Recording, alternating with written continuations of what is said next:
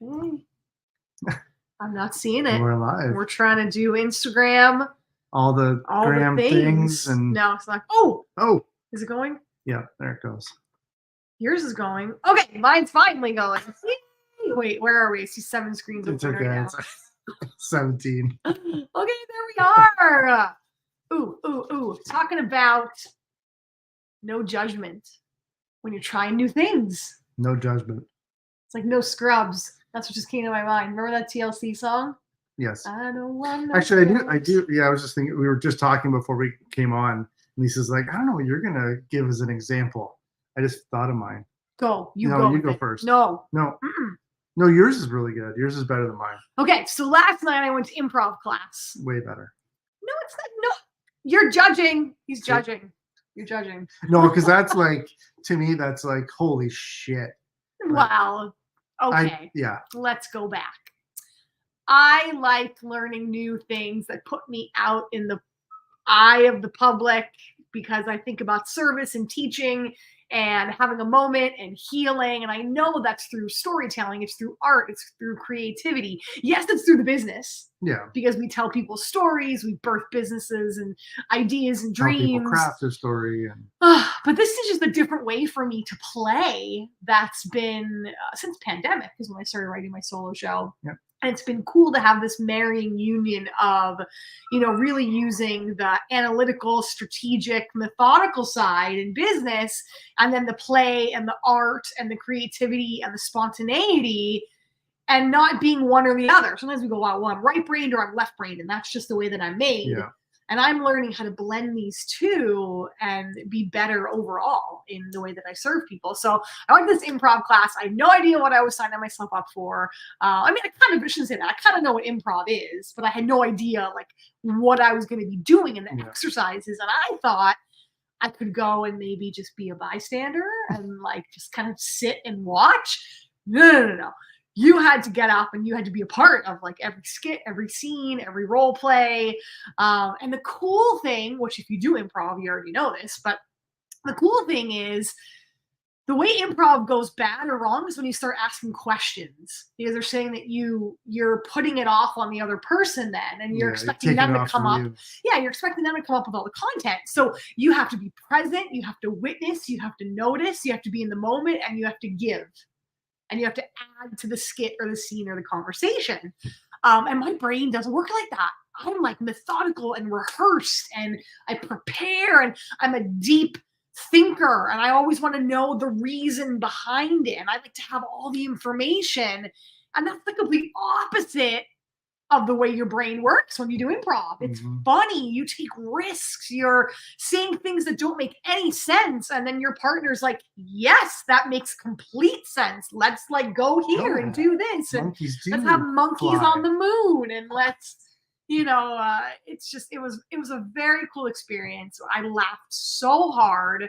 And the group was really supportive. So there were people that had done improv for the last, 20 years. They did it in college.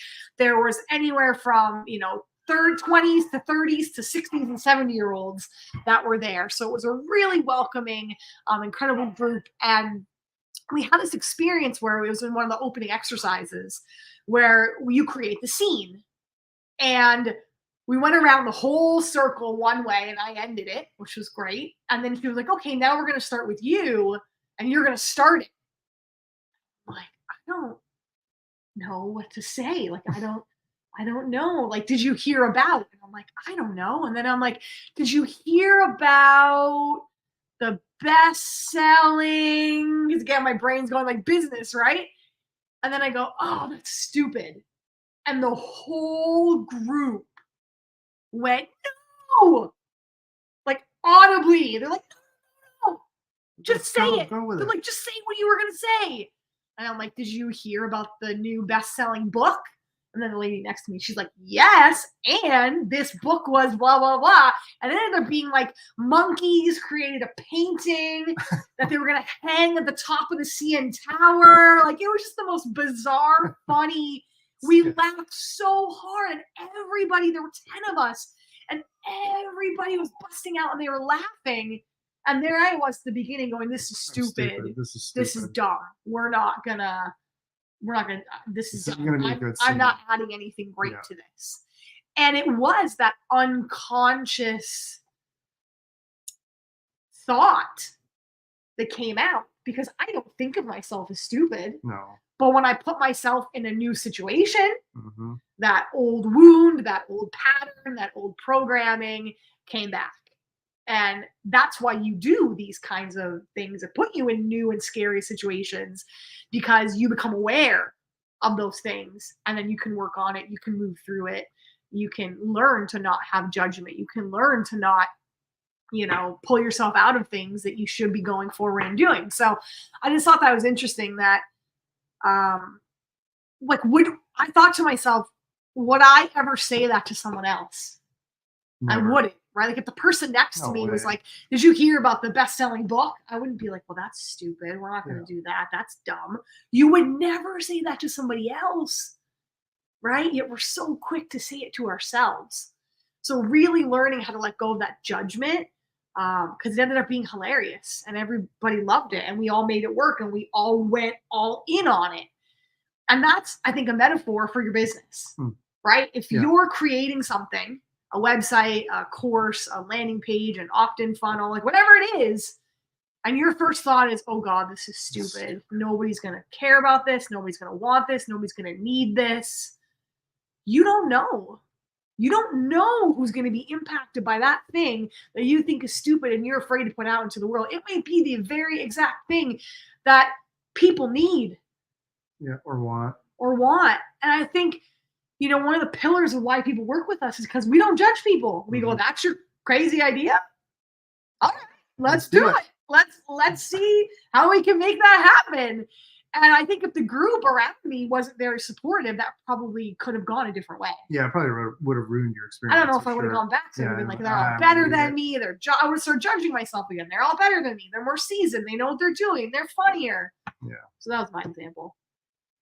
Yeah, I think we've all been there. I mean, I have a few examples that came up, but the one that came up for me was like when I went for this job interview, and we were like halfway through it, and I was like, "Oh, I got this. I'm rocking this."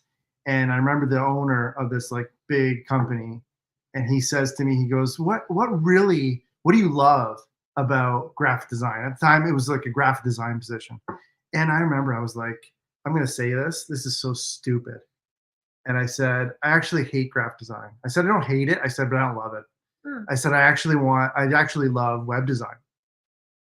And I remember I'm like, I have no idea what I'm talking about. I took this course, like it was like an one weekend course, and I learned how to web design, and I just fell in love with it. But I remember at the time I looked at him and I'm like, what am I doing? Like I'm like talking myself almost out of a job in front of this guy. He's looking for a graphic designer, not a web designer. Right. And it turned out the opposite. He ended up hiring me anyway. And he's like, but I'm not going to hire you as a graphic designer. He's like, I didn't even know that I needed a web designer until you said it. And he's like, and I went to the team and I said, this guy, I like this guy a lot.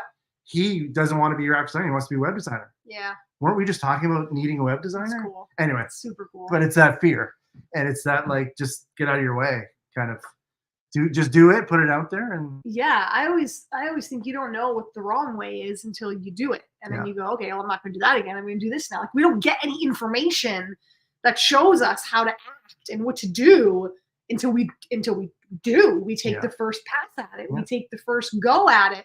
We say what's on our mind. That's what you said, right? Yeah. You chose to go, I don't actually like this. Yeah. I could say the safe thing. The right thing, the logical thing, the sensible thing. Yeah. No. Permission to go the other way. Yeah. So think about that. Post it below. What are you creating? What are you doing? What are you creating without judgment? What do you want to bring into the world?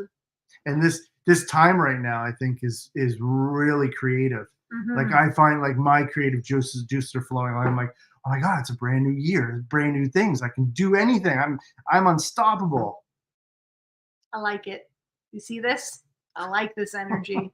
I want more of this year. All right, cool. That's it for today. Because you can hear the dogs are like, let me out. They're like, we even took them for a walk and they're crazy. So we're gonna go see what that's all about. See you tomorrow.